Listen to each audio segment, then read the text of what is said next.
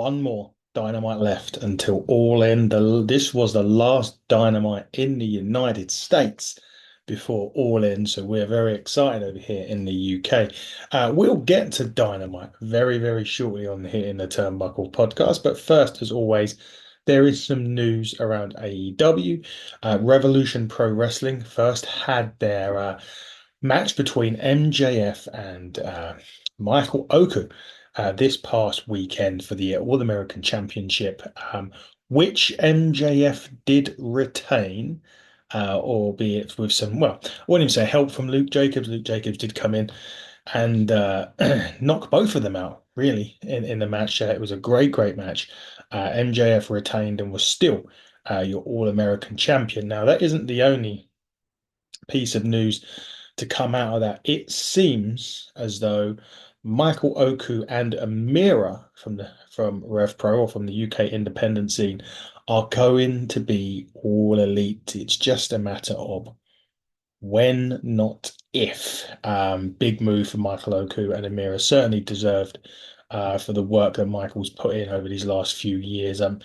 My prediction could well be coming true, and that would be that Michael Oku loses the Revolution Pro Championship next Saturday at the Copper Box 2, actually, the aforementioned Luke Jacobs, before he sets sail for America, before he sets out to become All Elite. And assuming that is true, which we've got no reason to disbelieve it, very, very congratulations to our friend Michael Oku. He was he was on the inaugural Buckle Up show a year ago in July. He toured the house town with Taylor James. It was wonderful to have him on at Ignite, and it's wonderful to see where he's going to go. And we will be getting the All Elite graphic very, very soon if reports are to be true. So congratulations in advance to Michael Oku and Amira. We're sure you'll knock it out of the park, just like our good friend Will Ospreay has been doing. Another bit of news coming out of AEW. Again, reports have been circulating that they are going to be planning a big international stadium show for 2025, which is likely to be in Australia. News broke that yesterday. News broke, yeah, broke last couple of days, sorry, about this. AEW looking to do a stadium show outside of the US again and outside of the UK, all the way in Australia. There's a list of stadiums that have been maybe earmarked for this show. Do you know what? It would be good to see. It would be good to see AEW in new waters. It will be good to see how well they do. They're, of course, in a lot of people's eyes, the eyes on the tickets will be interesting, but it'd be great for AEW to dabble into different markets. WWE have been doing that this year with probably more pay-per-views taking place outside of America than in America so far for this year. And it's definitely worked for them. And if it works for them, it will work for AEW. And I'll be looking forward to seeing what they do with their big show in Australia when it gets announced, what show it is, and of course, when it will be. But it will be for us in the UK, a lovely start time, probably around 8 a.m. for us, 8, 9 o'clock in the morning for us. So it'll be nice for us for another pay-per-view we can watch at a reasonable time of the day, so to speak. But yeah, interesting to see what AEW do there. And of course, there'll be one eye on, from the haters, there'll be one eye on the ticket sales. Another bit of news, and I think we covered this off in WWE as well. We may have even covered this off last week on Dynamite, was Penta and Ray Phoenix uh, going to WWE, or at least leaving AEW. The rumors about that have now sort of kind of changed a little bit. They have then since Penta has come out and said that his present is in AEW. Now that doesn't necessarily mean that he's going to be staying there.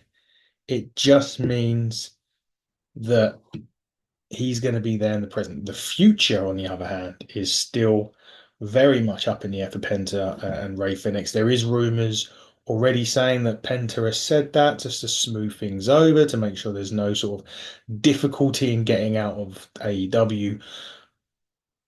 Wait and see, I think is the one. We say that quite a lot on this channel, I know, but I'm still not convinced that Penta and Ray Phoenix will do good things in WWE. And it's not because they're not talented enough. WWE fumble draggedly big time. I don't think there's been anyone other than Rey Mysterio. Dominic Mysterio probably being the only other one that's actually done anything really in the WWE in terms of a lucha talent. And he's not really a lucha as such, but you get my drift on that. So Penta and Ray Phoenix, WWE will have to push them hard. They'll have to do a lot of work. The talent-wise, there's no question there. Two of the greatest luchadors to come out of Mexico. It's just whether or not WWE see that, assuming, and again, assuming they go WWE. But the latest isn't that Penta, as I said, tweeted out saying that false rumors and that his present is in AEW, but didn't go further to say where his future lies. So we'll have to see what happens with that. Um, we'll have to see what happens with that and how that works for WWE and how that works with Penta and Ray Phoenix. But let's get on. Just one quick side on Daniel Garcia's contract still unclear at this stage. There's been no confirmation, right or left, as to whether Daniel Garcia is going to stay. As of the end of last week, according to Fightful, Daniel Garcia had not signed an AEW contract. Apparently, there is torn between AEW, WWE. I think some of the guys on Twitter that were X we had a discussion with last week was kind of in the mold that we think that I kind of said I think he should stay at AEW, and there was a compelling argument made that he's young enough to go to WWE. If things didn't work out, he'd get a big return to AEW. So, and it was an interesting analogy put through, and thanks for the, of course, thanks for the conversation. It was nice to have a conversation with a fan that perhaps didn't necessarily agree, but at the same time was respectful at the same time when we was talking about it. So yeah, really, really good. And Daniel Garcia, we'll find out where his future lies very, very soon. Let's get on to Dynamite. Mercedes Mone, Hikaru Shida with the opening contest here. I think you know what, this match was great. It was great. Shida was brilliant in this. She looked great here in this match. Obviously, Mercedes Moné had Camille Brickhouse, or let's call her Camille, by her side. Really good opening contest to this. Obviously, Camille did get involved as the insurance policy. She hits a big boot to the face. And rolled Shida back inside, which led to the Monet maker for Mercedes Monet picking up the victory. I think I wrote down as like Shida done great here, but bad guys do bad things. To bad guys do bad things to win, and that was certainly the case with Mercedes Monet in this particular match. I still think Camille is far better position, or should be in a far better position than just being a bodyguard. But look.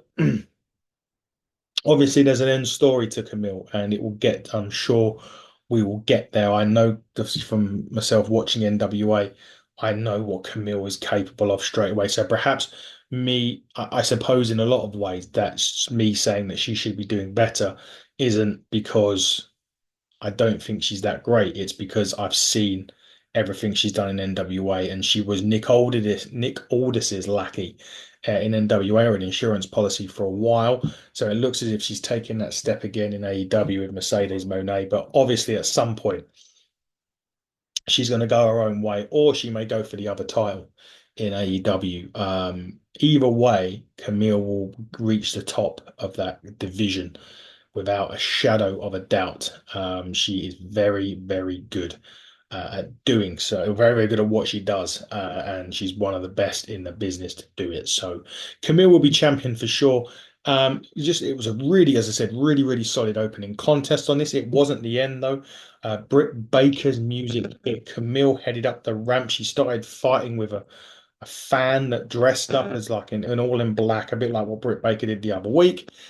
And she started putting the boots to her, but as she done that, Britt Baker was up behind Mercedes Moné. And they started fighting, but Camille again made the save for Monet, and Britt grabs the kendo stick as Mercedes retreats and hyping up. This is going to be a dream match. I just think has been the kind of we've praised AEW for storylines, and they're going to get praised for storylines because they've been doing it really well. This one's had a build to it. I just think the build could have been stronger between these two. I mean, especially Mercedes Moné, Britt Baker, carried that women's division for so long, and to have a dream match really between her and Mercedes should be something really exciting.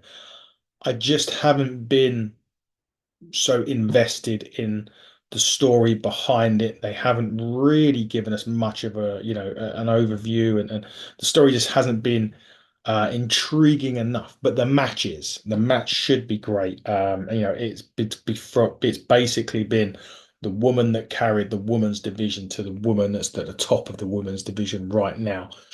All the ingredients to be a great, great match next week are all in. Just feel as if story's been a bit weak behind it, but the match itself should be great. Really looking forward to that one next week. Now they will go backstage at this point, and Hangman Adam Page lays out Jay Lethal. Before his match, he did then beat Jay Lethal. It was quite a strange ending to this. I mean, Lethal wants a figure four. Hangman rakes the eyes and rolls up Lethal and then hits a discus lariat before hitting a buckshot lariat and then hitting the one, two, three. The match itself just felt like it never got going. Hangman Adam Page looking more like Magnum TA every week. He's got the problem with Jeff Jarrett and co. Um, and that maybe we'll be going to see more of that all in by the sounds of it. But there was something wasn't right in this match, and it made more sense because the doctors went straight in to check on Jay Lethal as Hangman got out of the ring. So it could be the reason for the quick finish on this. It did feel like something wasn't quite right there in that match. So hopefully it's not serious and Jay Lethal is okay, but it certainly, as the match was getting going, it ended abruptly. So, in general, that's an injury or some kind of, you know, um, reason why that match had to finish early. And speaking of that, just quickly going back to Rev Pro, want to wish Ricky Knight Jr. well. He definitely took a stinger in his match. I think he was against Zazoya. He was concussed. He was very, very well, he looked in a bad way. Definitely a strong concussion, I think, from RKJ. So we hope that you're better. Assuming it is a concussion, of course, we don't know it for sure. But yeah, we wish you well, Rick, and hopefully we'll see you back on Rev Pro soon. But going back to this one, I mean, Hangman is continuing his triad against Jeff Jarrett and co. I'm assuming at some point we'll end back up at Swerve, which, considering the matches that they had, they did also have a uh, Texas Death Match, which generally signals the end of matches. So it's a little bit, yeah, it's just a little bit weird how they're going back to that match again, potentially, with these two. We kind of said they wanted to leave it 6 months, and it kind of has been, before they go back to Swerve. But it's seemingly that's the way they're going again. It just depends on when they get to it. Yeah, we'll wait and see. But Hangman on a collision course with potentially Jeff Jarrett coming up. So we'll see what happens there. They did do actually. They did show the match at Rev Pro between Oku and MJF. The Will Ospreay bit coming in as MJF was going to give a mirror the Tiger Driver as well.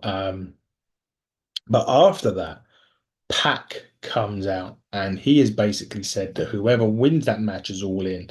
2 weeks later, all out, you're going against the bastard Pac. And if you look at those two wrestlers in there, Ospreay and MJF, the winner taking on Pac is just brilliant. Absolutely brilliant. I can't wait for that match. I'm actually looking forward more to that than I am MJF Ospreay. But again, that's got a good story. And the story is all about Ospreay not wanting to hit the Tiger Driver after hitting it on Danielson and then he snapping his neck in half. So it's got a good build around it. I'm really, Really looking forward to that match next week as well. But I'm looking forward to the match after with Pac, and the 2 weeks after. So with Pac and the winner of the match, it should be really good. I'm hoping that we kind of the rumors have kind of been that Pac's match at All In isn't happening because of Penta and Ray Phoenix. They had to change the trios match around with the patriarchy and people like that. So it's a shame they've had to do that, but I'm hoping that Pac gets his flowers in a couple of weeks later at All Out. So we'll wait and see with bated breath who he gets. Um, Jack Perry and Darby Allin, two of the pillars really of AEW, um, really got into it again this week. It was quite interesting. There was a video package of Darby talking to Jack Perry. He said that Darby said he knew he had to get to AEW because that's the place where he could be himself. But AEW was all friends wrestling, and Perry didn't have to work for it. And he did actually make up. He did actually say a line in there about how he wished that Perry had got fired, going back to the Punk situation on this. And as Darby's coming out for his match, well, Jack Perry jumps him, drags him to the back. He throws one of the doors down onto Darby, on basically nearly decapitating him, and has challenged him to a coffin match at All In. We saw the coffin match last year with Darby Allin, Sting, and Swerve and co. Swerve didn't actually lose that match because his dreadlocks are out of the casket. But nevertheless, we are going to get a coffin match at All In again, this time between Darby and Jack Perry for the TNT Championship. Can't wait for that. Two of the pillars of the company. It will be a great, great match for sure.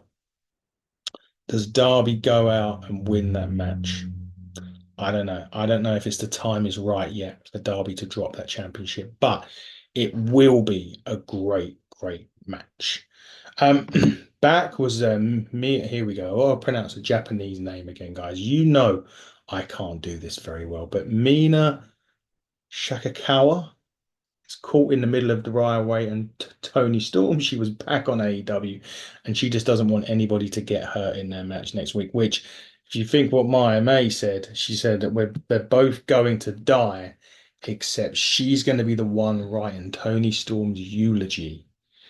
That has got some bad blood. The story between them two has been fantastic. Two great, great characters as well. Great wrestlers in that. Really looking forward to Mariah May, Tony Storm at All In. Speaking of All In, they had a match, a triple threat match. Kyle O'Reilly, our good friend Orange Cassidy, Roderick Strong, sorry, winner gets to a shot in the casino battle royal at All In. And these guys sprinted the entire way through this. These are three of AEW's unsung heroes, in my opinion, this year.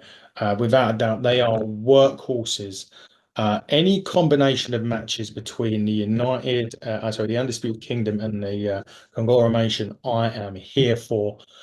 Brilliant, brilliant match. Loved it between these three.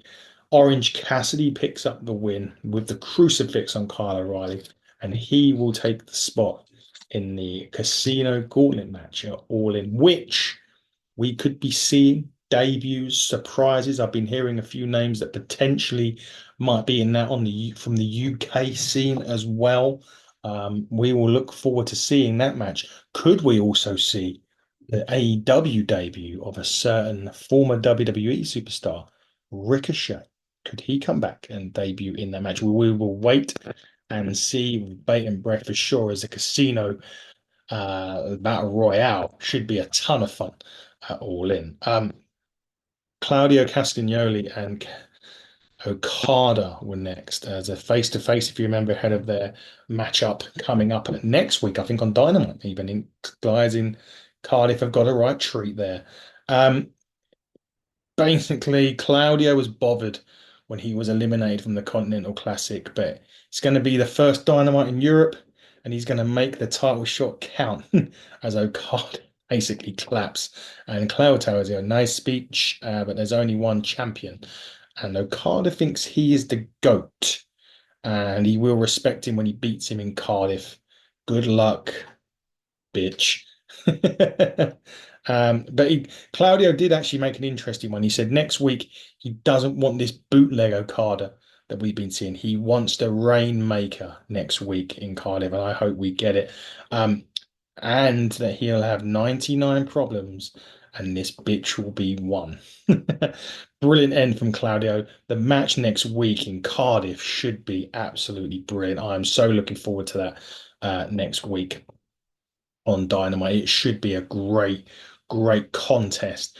Could even be that the Elite lose all the gold over the coming weeks on AEW. Who knows? We'll have to wait and see. The patriarchy, when I love patriarchy. They were running down the Bang Bang Gang and the House of Black, saying neither one gets a shot at the titles. And Christian said he wouldn't be caught dead in Virginia and sends Renee Paquette on her way as we go back to ringside with Hook. Hook now, he said he can't see out of his left eye, but he's got his right eye. And Hook wants Jericho right now. And basically, this all ends up with Hook and Jericho being set for All In. And as long as Hook agrees that A, it's his last shot at the FTW Championship, and B, he has to beat Big Bill next week on Dynamite.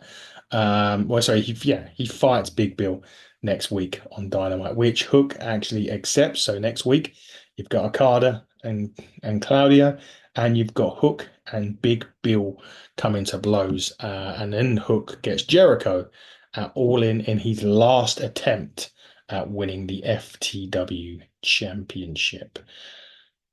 I think some people are a little bit disappointed by that match and they don't really want to see it. I think the storyline's been there.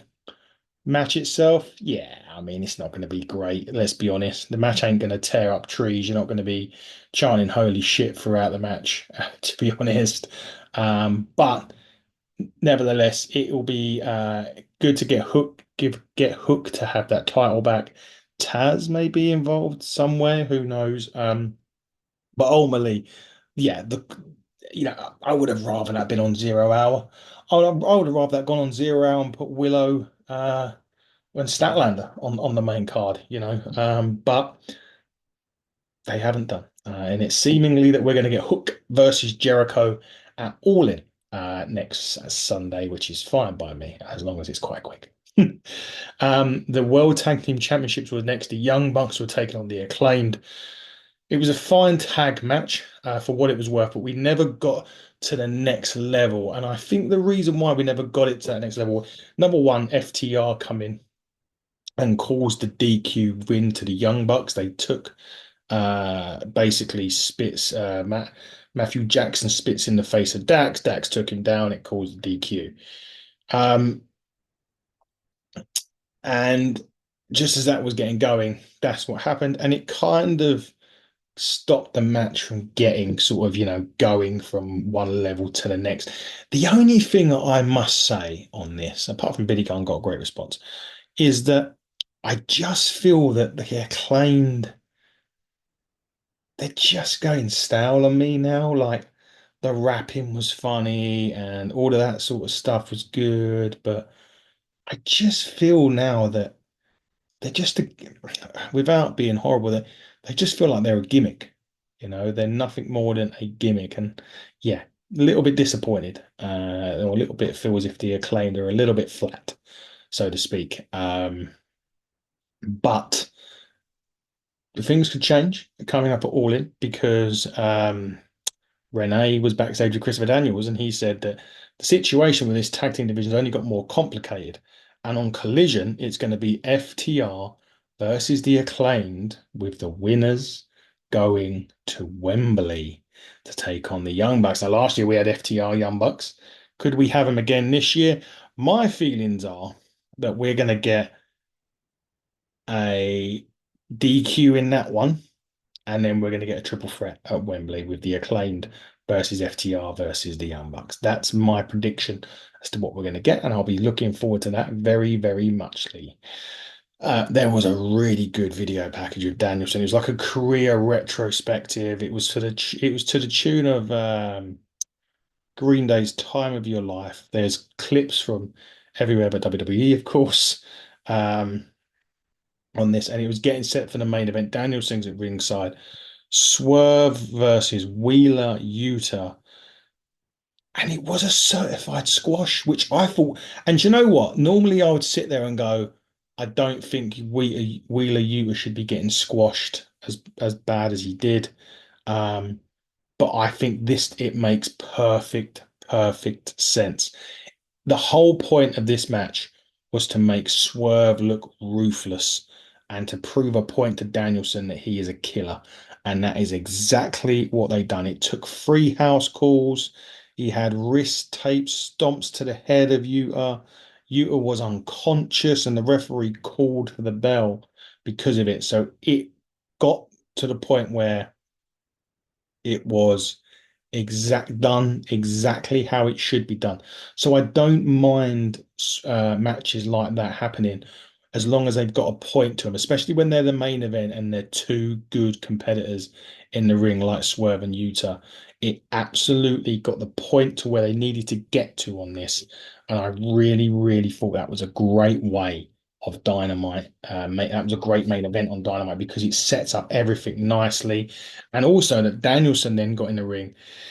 He makes a save for Yuta. Swerve and Nana go to the back as Swerve takes the mic and guarantees he'll retire Danielson in front of his daughter, and then proceeded to run back into the ring and hit the house call on Danielson as he checked on Wheeler Yuta. Brilliant. Absolutely brilliant. And you know what? Final thoughts on this on Dynamite before I wrap up. Story heavy show as AEW is doing everything they can possibly do to sell Wembley, and rightfully so. The main event has now become massively personal, and the video packages with it are absolutely brilliant. I don't really care for the Young Bucks and Acclaimed and that right now, just because I feel as if, as I said, I feel as if the Acclaimed are going stale on me. And it just means I'm not looking forward to that particular match. Should that match happen, if FTR get into it, then we've got ourselves a match, Or if it's a triple threat, fine. If it's Bucks and the Acclaimed, I'm just not for that. The rest of the show itself was pretty good. Some really strong matches, sprinkled through some really good video packages and some great stories. Overall, really good AEW show. Thoroughly enjoyed it as we lead into um, All In next weekend. Make sure you check that out. We've got one more Dynamite left. Like I said, we've got Collision on Saturday. We have Dynamite next week from Cardiff, ladies and gentlemen. Cardiff. I think they're taping Collision there as well. So you've got Dynamite and Collision from Cardiff. And then, of course, All In next weekend, which myself, Dave, and Rachel will be attending. So get yourself down there if you haven't already got a ticket to get yourself one on Ticketmaster and get down there. This has been a great AEW review on the Hitting the Turnbuckle podcast. Keep it locked on the channel. Review shows dropping, TNA dropping tomorrow. The top 10 returns. Myself and Dave are getting back in the booth and doing a top 10 wrestling dream matches that never happened. And we know that with Dave doing one, it's going to be way out there. Really looking forward to that. But guys, keep it locked. HTT Buckle on Twitter, Hitting the Turnbuckle podcast on all other social media outlets. And until next time, everybody, buckle down, stay safe, and goodbye.